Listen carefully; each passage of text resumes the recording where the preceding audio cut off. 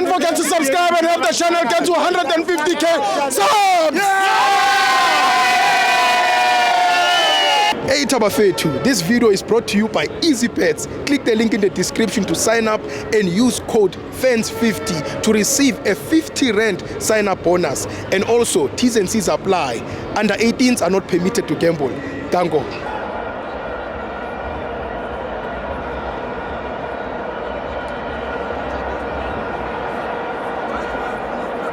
Welcome to Amapenzi TV. It's the Petro Premiership. Golden Arrows 1, Orlando Pirates 2. I'm joined by Umfana Semnambichi.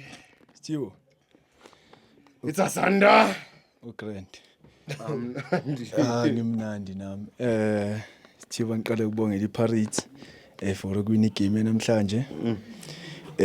Especially it was one of the most crucial 3 points for Orlando Pirates if ubheka ukuthi kunama games amaningi abawamisile kule season ebekumele bawadlale, so that is why mawuza bese kuthiwa igame in hand FC because of these games abe in hand for Orlando Pirates. So mangibuka le game in hand ngiyabona ukuthi it's still something iOrlando Pirates ekusamele idile nayo because ayikapheli lento. Namhlanje i6 angithi Thiu. Sithini 7 8 9 10 iyadlala. 11 12 13 14 badlala. 15 16 17 badlala.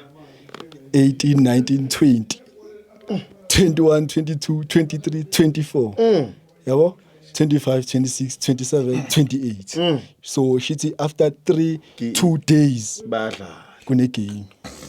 And right now coach namhlanje ishintshe team introducing new players. Not new players like new, but ama players angajwayele ukudlala, especially like abo Kim Void. Udlalisa uKabelo Dlamini 90 minutes. When was the last time ubona uDlamini adlala 90 minutes? Yangithola. So it is something ayibonile ucoach ukuthi it is crucial ukuthi akwazi ukusebenzisa the whole team available njengamanje, because if ubheka lama game ama players need to rest. They need to train. They need to prepare for the next game. Uqeda kudlala game but after 2-3 days unenye game futhi yabo. So uma udlala ngama-match awodwa nawo uzokutshela ukuthi coach ngeke bese udlala ngathi yabo. So it is something emele bekwazi ukuthi nabo bayifunde, like ingene kubona ukuthi we have to be able ukuthi sikwazi umanage wonke lama game sonke futhi each and every player emele kwazi contribute la. If ukora umfukeng namhlanje akusho ukuthi nekusasa kokora yena. So any players ubidlala emele kwazi ukuthi nami ngizoproduce ama goals. If ubheka ama players afana nabo Kim Void, they played very well.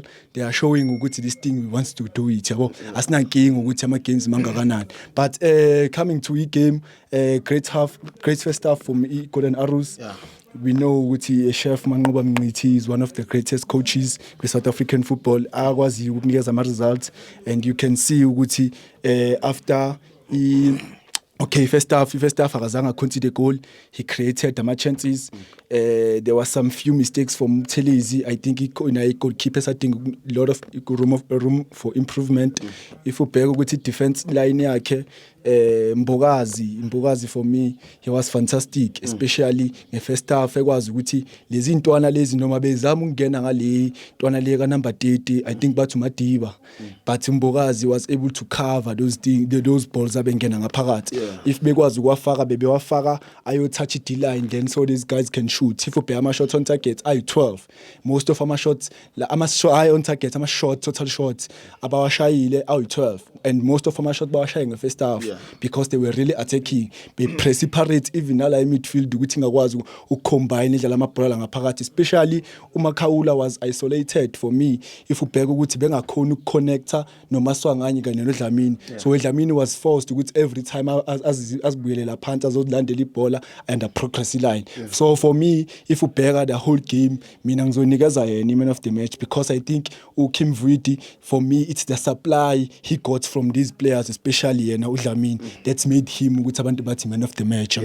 So if ubheka nje the whole game, the play be important for this game. Even the first goal uyibonile ukuthi mayela deep, edlala deep, uthola ibhola bayalwina back. The first itinga icabangayo ukuthi ngishaya le pass le ngiyayibona iplay yagijima and it's one of the players uMaswangayi kwi-Orlando Pirates ekwazi ukurealize ama spaces if ubheka ukuthi uthema elithola uDlamini wase sesuka la bekhona center he went straight to the space asibona ukuthi nasi space la ngiyangena la nangempela memshaya la pass it was a goal he's been trying these passes bengibone lokho izama ukwafaka just that amanyawo bengasebenzi but i-second half yakhe it was one of the best awadlalile this season uKabelo Dlamini for me especially after introduction yalentwana I think lentwana uselepe naye wenze ukuthi uDlamini abe more flexible yabo akwazi ukuthi operate kuma spaces especially noTito Maswangayi akwazi ukuthi adlale ngendlela le yadlala ngayo uTito because first half I think ibimlimita kakhulu because of the fact that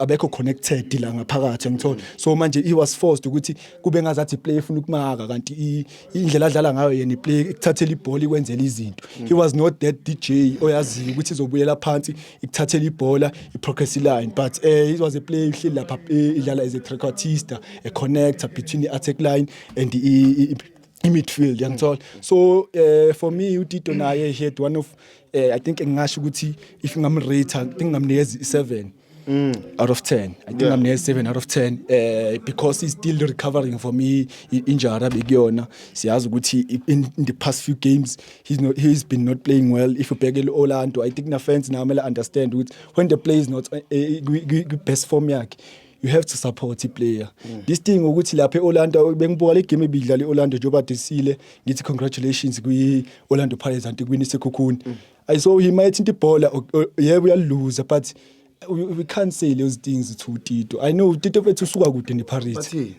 But yeah, fethu Tito umfakelani scoop isidingo sa Tito kule game. Qaba la kwi center line, bengihleli kwi center line. Bathi Tito umfakelani scoop isidingo uzombona khona le ebihleli la emva kwaphi. Izombona methola ibhola uzolose. Walithona ngempela walose wathi ngithini. Yabo. So manje I don't understand ukuthi if we are a fan ifan yekhosi Tito play stop the season hayi mina ngithamsanzi mfethu ayiphelele lo wenza so akushushu ijomo uTito manje